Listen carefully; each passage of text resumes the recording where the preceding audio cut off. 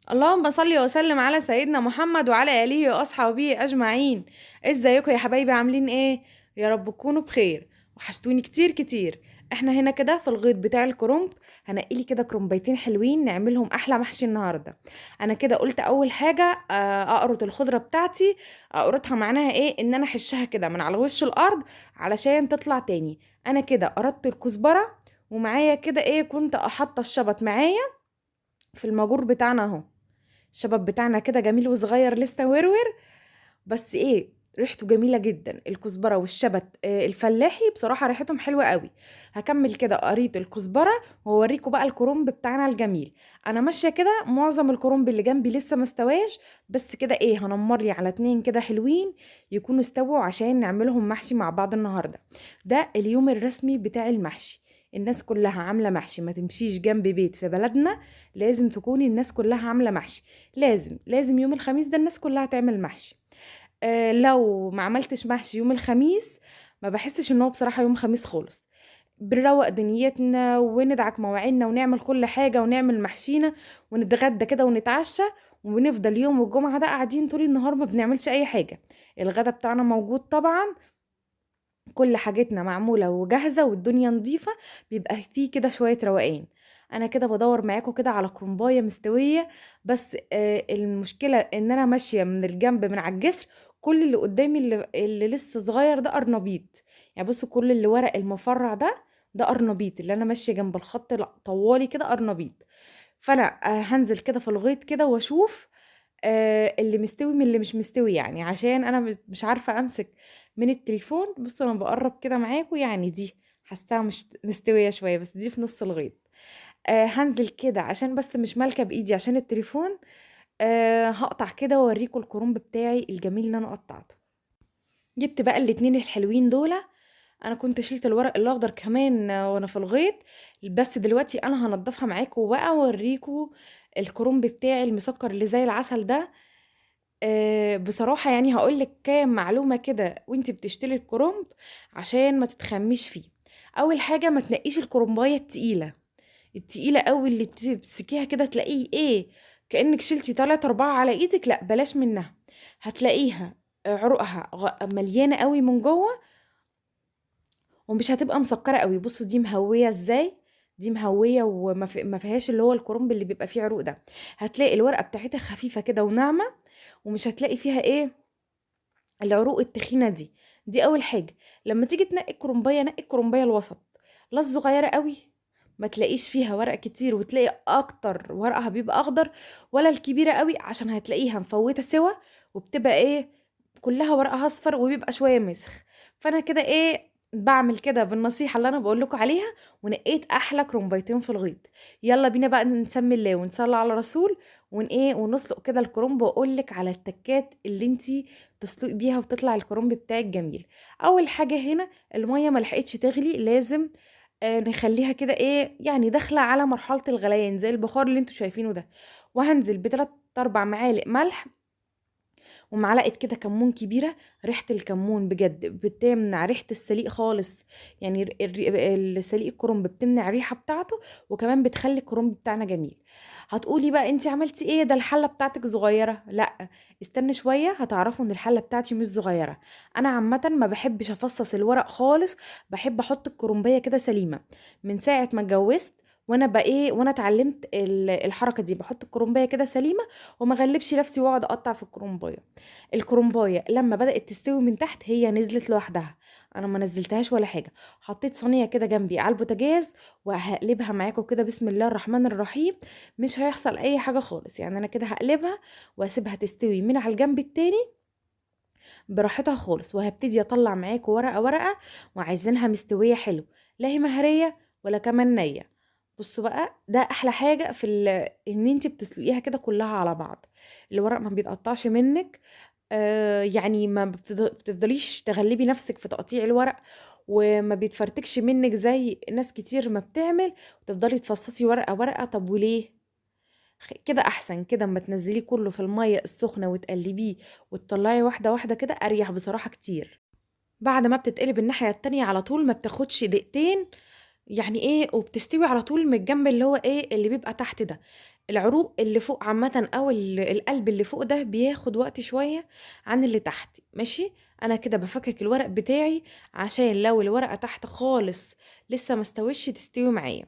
انا كده بطلع بايدي عادي يا جماعة. الناس اللي مثلا مستغربة اكون بطلع بايدي والورق بيبقى سخن وكده، انا اتعودت على كده لاني كنت بسلق في عند حماتي في بيت العيلة. بتبقى الحلل بتاعتهم كبيرة قوي، يعني الحلة بتاعت اللي احنا بنسلق فيها كرنب كبيرة كبيرة كبيرة يعني. وبيكون كمان الكرنب اللي انا بجيبه من الغيط اكبر من كده، يعني انا كده منقيه الكرنبتين الحلوين دول. يعني انا ايه يعني شكلهم عجبني بصراحه، في بيبقى في اكبر من كده، بس بصراحه قلت ايه عشان ما فككش الورق يكون بصراحه قد الحله. تمام. ببتدي كده اطلع كده بالراحه، قلت لكم انا اتعودت بقى، يعني السخونيه بتاعت ايدي كده انا اتعودت. وكمان انا بجيب من اللي هي ايه من عند الضلع من فوق كده، بيكون ده لسه مش طايل الميه قوي، يعني هو بيكون اتهوى شويه من الفوق من فوق، وما بيكونش طايل الميه قوي. اللي هنزل بقى عليه تحت كده انا ايدي بدأت تتلسع، عشان هو تحت في الميه شويه كده. وايه هجيب الماسك بقى امسك بيه، لاني بدأت انزل خالص، قربت اخلص يعني الكرنبايه. وكمان يعني ايه بتبقى تحت في الميه قوي، فعشان كده بتبقى سخنه. الحاجات بقى الحلوه اللي احنا بنعملها في الشتاء دي بصراحه، اكل الشتاء هو اللي بيتاكل. المحشي، الحاجات الدافيه. يقول الاكل بتاع الشتاء بيبقى مسكر بصراحه عن الصيف بكتير. الكرنب بتاع الشتاء بقى بيبقى ايه تحفه.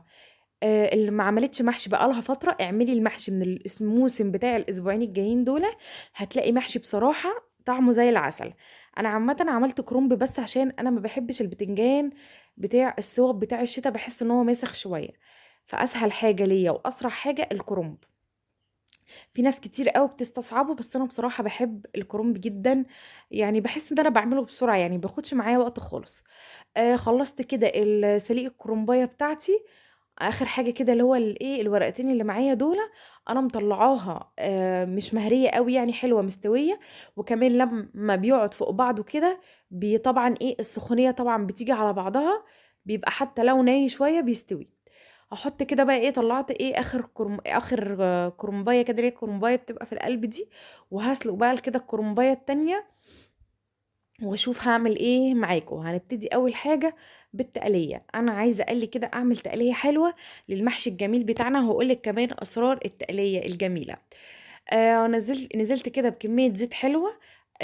ومعايا قطعه زبده كده. انا بحب عامه لما اجي احط على المحشي، بحب احط عليه زبده مش سمنه، يعني بحط عليه قطعه زبده كده بتخلي طعمه حلو جدا.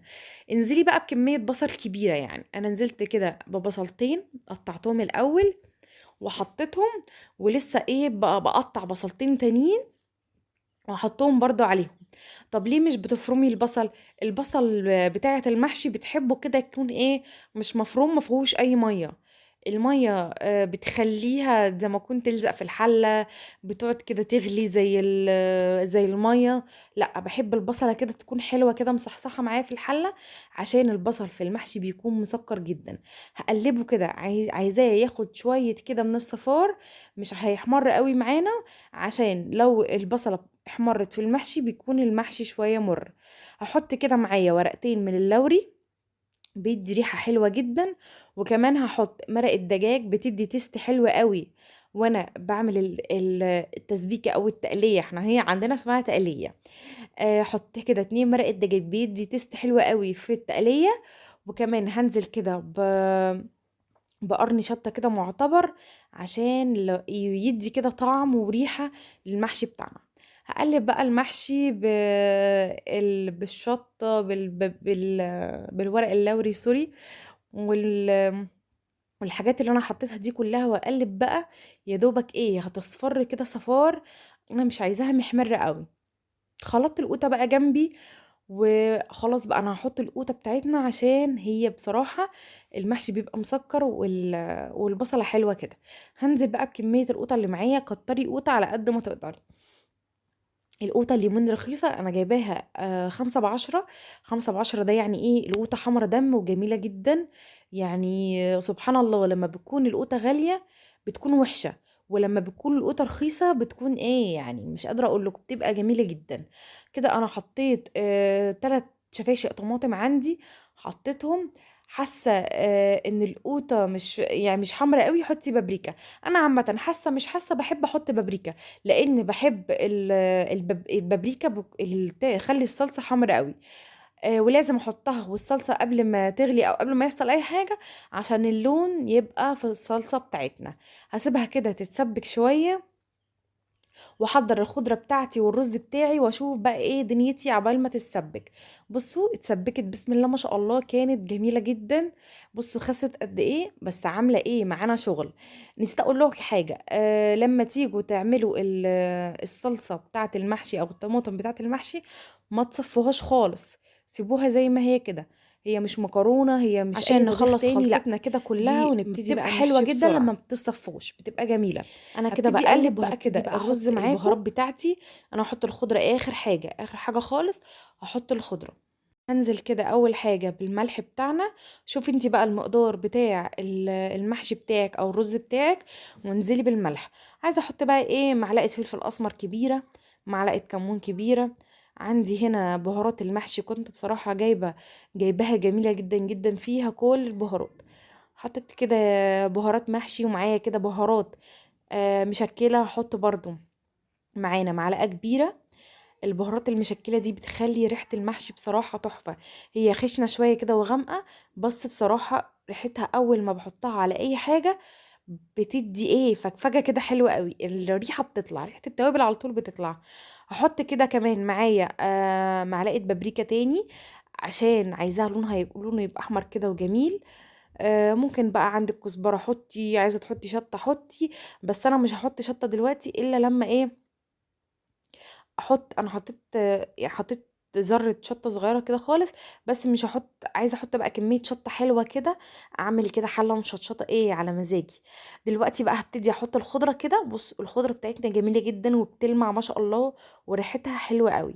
هبتدي كده اطفي على البوتاجاز. انا كل ده مولعة وبقلب على البوتاجاز، وهسمي الله كده وبالراحة هقلب الخضرة. ما تاخدوش بالكم ان مثلا الخضرة كتير او حاجة، لا ده هي مش كتير ولا حاجة، بس هي ايه، عشان لسه بقلبها معاكم. هخلص كده تقليب وافضي كده في صينية تانية، عشان هبتدي دلوقتي اعمل معاكم الورق بقى الكرنب بتاعنا. انا كنت ايه هقعد اصلحه، بس قلت انا هاخد وقت لما اقلب معاكم كده الخلطة، وايه واقعد بقى ايه استمزج كده مع نفسي واقطع براحتي، وايه واحشي الكرنب.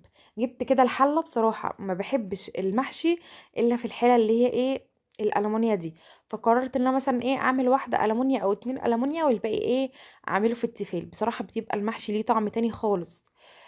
بقطع كده، شفتوا الورق اللي احنا بنطلعه من الضلوع، بحط الورق اللي هو الورق اللي بيبقى بره، مش الضلوع ذات نفسها. بحطه كده في قاع الحله عشان يحميلي الصوابع من تحت.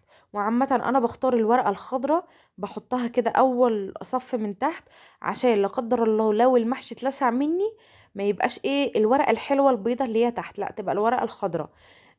ما اتلسعتش كان بيها، انا بقول عامة يعني للناس كلها. اتلسعت عادي خلاص نبقى نرميها. هبدأ اكلف كده بالراحة. انا عندي كده، انا مش مسرعه الفيديو ولا حاجه، انا كده بلف، بحب الف بسرعه، بنجز وقتي. هخلص بقى كل المحشي اللي معايا ده وارجع لكم تاني.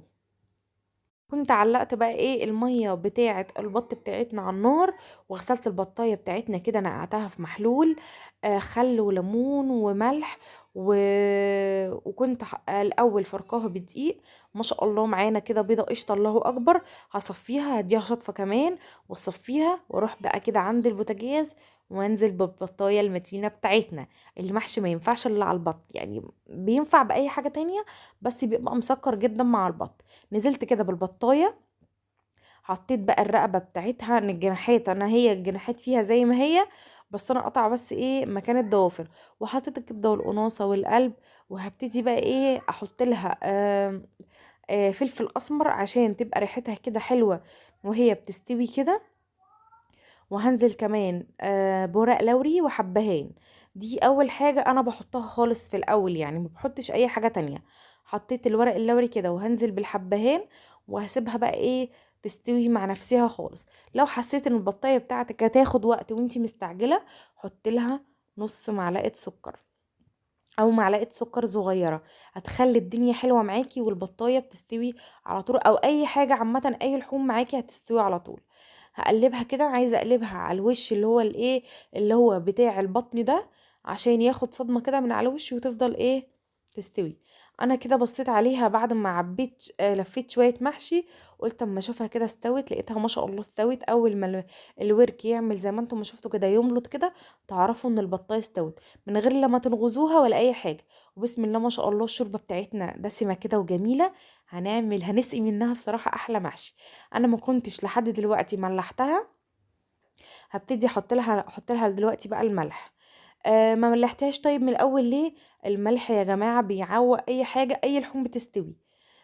ما تغروش في الفراخ البيضاء. الفراخ البيضاء بنحدقها او بنحط لها ملحها وكل حاجه وهي لسه هتغلي. لكن البط، الوز، اللي هو اللحمه، بتاخد وقت شويه لما بنحط لها ملح. عملت كده الحله اللي معايا دي، وحطيت بقى على الوش كده شويه ورق خس جامدين، مشطشطين كده وحلوين قوي.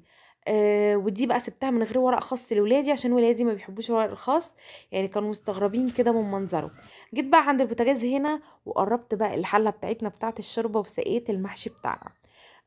ما كنتش بصراحة فوضت صلصة. انا بحب عامة افوض صلصة، احط معلقة صلصة كده على الوش، بس بصراحة من التصوير والدوشة نسيت خالص. انا كده لما لقيت المعيار بتاعي حلو بتاع المرقة، هبتدي كده اغطي الحلل بتاعتي واسيبهم بقى ايه، ياخدوا ويدوا مع نفسهم، واطلع البطاية بتاعتي المتينة دي عشان احمرها كده ايه، والدنيا تبقى معايا حلوة.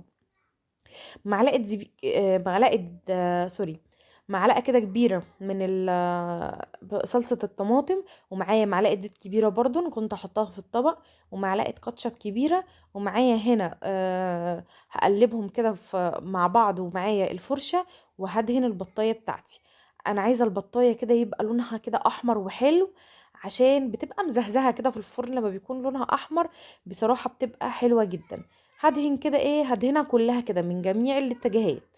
بقى هنا حبة بهارات، على ملح، على فلفل اسمر، وهبتدي كده احط على وش البطايه كده، وحبة الصلصة اللي بقوا معايا دول هحطهم لما اطلعها من الفرن تاني، اقلبها على الجنب التاني. وكان بقى المحشي استوى معايا ما شاء الله. مسكت كده معلقة بالروحة، واخدت المحشي الخاص من فوق من على الوش، حطيتهم في طبق لوحديهم عشان ما يتلخبطوش مع بعض. وكمان فضيت المحشي الكرنب اللي معايا، بصوا ما لزقش، ما فيش حاجه حصلت، مفيش حاجه لزقت الحمد لله. وايه، والحله معانا كانت فله. هجيب بقى البطايه بتاعتنا الجميله اللذيذه دي، واحطها بقى كده على المحشي، ايه يعني بتدي منظر جميل جدا. كنت هغرب بقى طبق شوربه كده، بس ايه، فجأة كده سكت، مش عارفة ايه اللي سكتني، بس قلت المنظر بصراحة هو شكله جميل جدا. المحشي بتاعنا سخن. كان حطيت شوية شطة على ورق الخاص ده، عشان تبقى كده مشطشطة وناكله كده وايه، ويبقى الدنيا برد كده، وحبة ايه، شطة يظبطوا المسائل. كنت خلصت بقى كده خالص وشططت المواعين، ورحت بقى غرفة، وقعدنا ناكل بألف هنا وشفا. بجد طريقة جميلة جدا للتقلية بتاعة المحشي وكمان السليق. بصوا يعني ظبطت المعيار، الصباع بصباعه، مفيش حاجة فرق عن حاجة. لو عجبك بقى الفيديو اعملي لايك واكتبي لي كومنت، ولو اول مرة تشوفي القناة بتاعتي اعملي لي اشتراك وفعلي زر الجرس عشان عيلتي تكبر بيكي. السلام عليكم ورحمة الله وبركاته.